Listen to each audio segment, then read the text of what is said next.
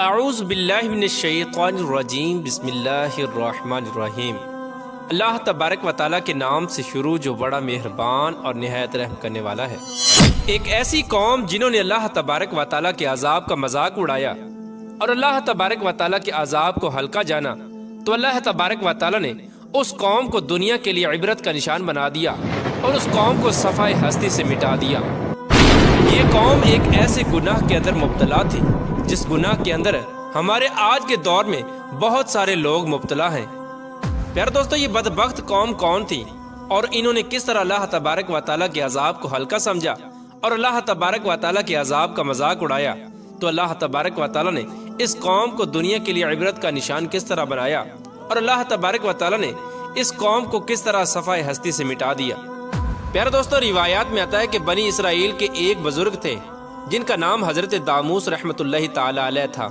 ایک دفعہ یہ بزرگ اپنی بستی سے باہر تشریف لائے اور سامنے پہاڑ کو دیکھنے لگے۔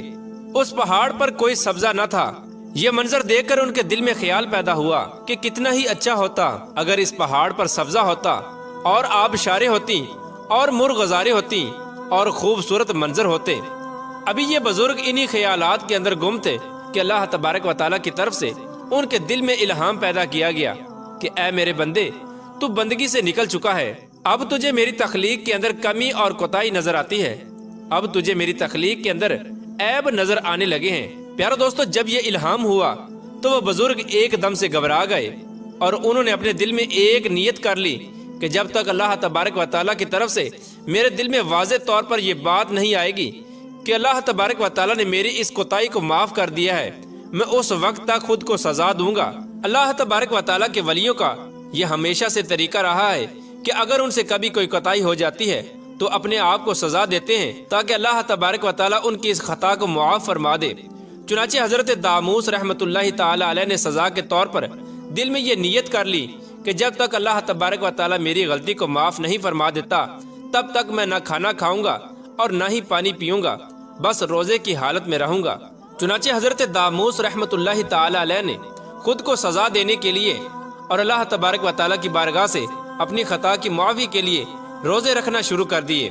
2-4 دن کے بعد آپ کا گزر ایک قریبی بستی سے ہوا۔ وہاں کوئی تقریب منعقد ہو رہی تھی،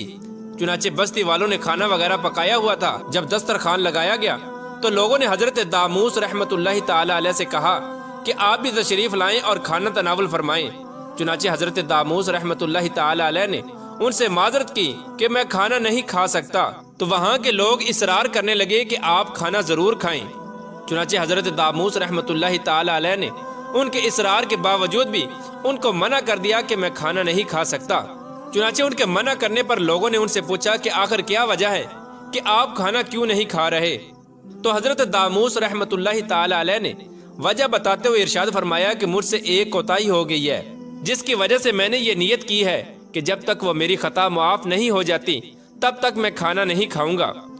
حضرت داموس رحمۃ اللہ تعالی علیہ کی یہ بات سن کر وہاں کے لوگ کہنے لگے یہ تو کوئی اتنی بڑی بات نہیں ہے، ہم سب بستی والے مل کر اس گناہ کا عذاب بھگت لیں گے، آپ کھانا کھا لیجئے۔ چنانچہ اس طرح اس بستی والوں نے اللہ تبارک و تعالیٰ کے عذاب کو ہلکا جانا اور اللہ تبارک و تعالیٰ کے عذاب پر طنز کیا۔ چنانچہ بستی والوں نے جیسے ہی یہ بات حضرت داموس رحمۃ اللہ تعالی علیہ کو کہی کہ ہم اللہ تبارک و تعالیٰ کا عذاب بھگت لیں گے، تو اللہ تبارک و تعالیٰ نے فوراً حضرت داموس رحمۃ اللہ تعالی علیہ کے دل میں یہ الہام پیدا فرمایا کہ اے میرے پیارے بندے، آپ اس بستی سے فوراً نکل جائیں۔ چنانچہ جیسے ہی حضرت داموس رحمۃ اللہ تعالی علیہ اس بستی سے باہر تشریف لے گئے تو اللہ تبارک و تعالیٰ نے اس بستی والوں کو زمین کے اندر دنسا دیا اور تمام کی تمام بستی کو صفائے ہستی سے مٹا دیا، اور اللہ تبارک و تعالیٰ کے عذاب کو ہلکا جاننے والے اور اللہ تبارک و تعالیٰ کے عذاب کا مذاق اڑانے والے لوگ صفائے ہستی سے مٹا دیے گئے۔ اللہ تبارک و تعالیٰ سے دعا ہے کہ اللہ تبارک و تعالیٰ ہمیشہ اپنی بارگاہ میں عاجزی اور انکساری کے ساتھ رہنے کی توفیق عطا فرمائے اور ان تمام خطاؤں سے ہمیں بچائے جن خطاؤں کے اندر مبتلا ہو کر پہلی قومیں ہلاک ہوئیں۔